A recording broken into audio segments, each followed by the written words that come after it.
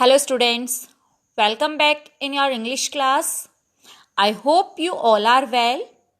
In today's video, I am going to explain you the revision of chapter 4 and 5 for half yearly examination. You have to learn all these questions and you have to do well in your exams. So, let's start. Question first. Antonio glanced at Felix, who kept his eyes purposely straight ahead. This is a line that is given from the chapter. You have to give answer on basis of this line. Where were Antonio and Felix? It means Antonio और Felix जब बात कर रहे थे वो कहाँ थे? They were running lightly along the river's edge. वो नदी के किनारे हल्के हल्के से धीरे धीरे से दौड़ रहे थे. Now B. Why did Antonio glanced at Felix and why did Felix purposely ahead? Antonio Felix की तरफ क्यों देख रहा था और Felix कहीं और किसी उद्देश्य के साथ में देख रहा था. How do you think they were feeling? आपको क्या लगता है कि वो कैसा फील कर रहे थे? Antonio glanced at Felix because he wanted to talk about the uncomfortable news that they had to fight with each other. Antonio Felix की तरफ इसलिए देख रहा था क्योंकि जो अभी अभी उनके पास न्यूज़ आई थी कि उन्हें एक बैड न्यूज़ मिली थी जिसके अकॉर्डिंग उन्हें एक दूसरे के साथ में फाइट करनी थी. Felix looked ahead because he wanted to behave as it nothing had happen. Felix दूसरी तरफ इसलिए देख रहा था क्योंकि वो बिल्कुल ऐसा बिहेव करना चाहता था, दिखाना चाहता था जैसे कुछ हुआ ही ना हो. They were feeling uncomfortable with the news of fighting against each other. जो ये न्यूज़ मिली थी फाइटिंग करनी है एक दूसरे के साथ, इससे वो बहुत ज़्यादा अनकम्फर्टेबल फील कर रहे थे. Now question 2. ये it would be better for our heads कि ये हमारे लिए बेटर होगा, क्या होगा. Now A related to this question, this statement What did the speaker and listener agree to do and why? जो speaker और listener है वो क्या करने के लिए agree हुए थे और क्यों हुए थे? They agreed to act like strangers until the day of fight and not meet each other till then, as they found it difficult to fight against each other as they were friends. उन्होंने ये decide किया था, वो इस बात पर agree हुए थे कि वो लोग फाइट के डे तक बिल्कुल स्ट्रेंजर्स की तरह बिहेव करेंगे, ना ही एक दूसरे के से मिलेंगे. उन्हें ये बहुत मुश्किल लग रहा था एक दूसरे से लड़ाई करना क्योंकि वो बहुत ही अच्छे फ्रेंड्स थे. Now B related to this, what else did they agree on? और कौन सी बात पर वो एग्री हुए थे? They promised each other that after the fight they will get together again as nothing had happened. उन्होंने एक दूसरे से प्रॉमिस किया था कि फाइट के बाद में वो एक दूसरे से मिलेंगे और बिल्कुल ऐसे ही जैसे कुछ हुआ ही ना था. इट मीन्स वो इस चीज़ को भूल जाएंगे. Now question 3. Let's have a clean fight. This is a statement from the chapter the fight. Now who said this to whom? ये किसने और किसे कहा था? The instructor said this to Felix and Antonio. जो इंस्ट्रक्टर था ring के अंदर, फाइटिंग रिंग में, उसने ये फेलिक्स और एंटोनियो से कहा था. Next, what does a clean fight mean in this context? ये जो कॉन्टेक्स्ट है इसमें क्लीन फाइट का क्या मीनिंग है? It means to keep the fight fair and not use any unlawful practices to defeat opponent. It means अपने विरोधी को हराने के लिए कोई भी अनफेयर वे यूज़ नहीं किया जाएगा, कोई भी गलत वे यूज़ नहीं किया जाएगा. Now see, do you think the fight that followed was clean? क्या आपको लगता है कि जो लड़ाई लड़ी गई थी वो बिल्कुल क्लीन थी? Yes, the fight that followed was clean. They fought well and showed their best capacity of boxing in the ring. कि यस, जो फाइट थी वो बिल्कुल क्लीन लड़ी गई थी और उन्होंने अपनी जो बेस्ट थिंग्स थी वो वहाँ पर प्रेजेंट की थी बॉक्सिंग रिंग में. Now question number 4. If Felix had any doubt about their friendship affecting their fight, it was being neatly dispelled, कि अगर फेलिक्स को बिल्कुल भी ये डाउट होता कि ये हमारी फ्रेंडशिप को अफेक्ट कर रही है, तो ये पूरी तरह से नकार दिया जाता. वेयर वॉज फेलिक्स, फेलिक्स कहाँ था? Felix was inside the boxing ring, कि जो फेलिक्स था इस समय पर बॉक्सिंग रिंग में था. Why might he have had doubts about their friendship affecting their fight, उसे ऐसा क्यों लग रहा था, उसे ये शक क्यों हो रहा था कि जो फाइट है उनकी बॉक्सिंग को उनकी फ्रेंडशिप को अफेक्ट कर रही है.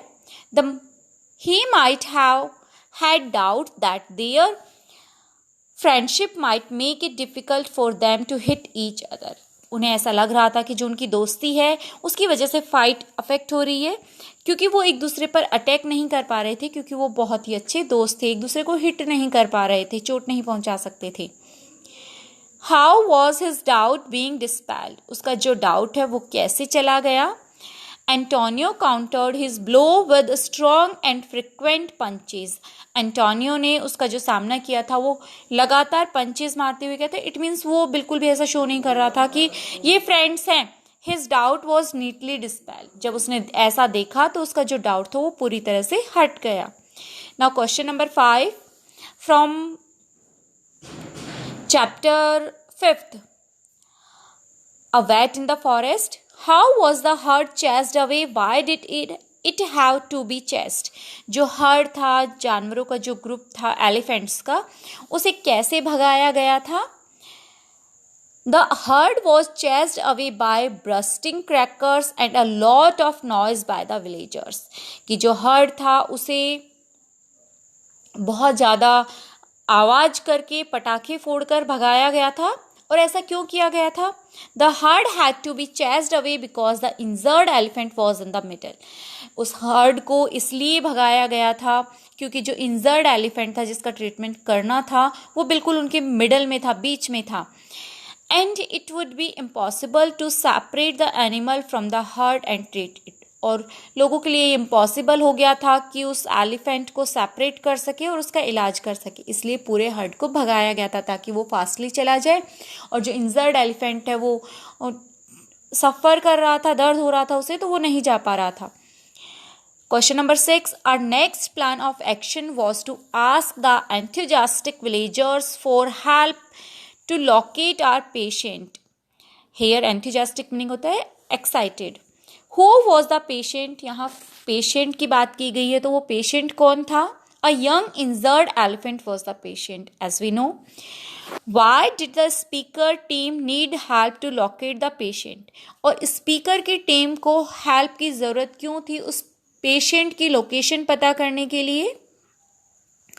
The speaker's team needed help to locate the patient because the local forest staff could not give an exact information about its location as the patient had been constantly moving with the herd.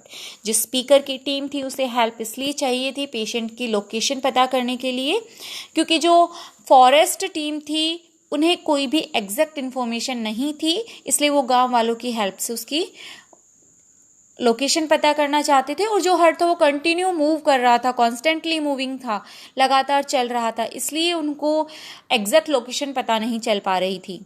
So they need help. Now see which word tells us that the villagers were very willing to help.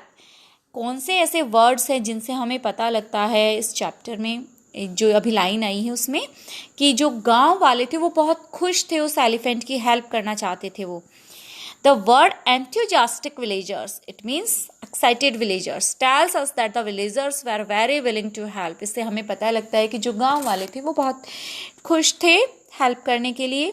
Now question number 7. We quicken ours accordingly.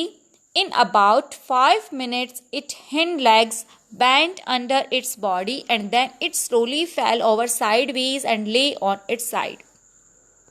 हमने बहुत जल्दी से जिसके according हमें work करना था उस plan के अकॉर्डिंग हमने वर्क किया और लगभग 5 मिनट के ही अंदर जो ये एलिफेंट था इसकी जो लेग्स थी वो मुड़ गई और वो साइड में लेट गया.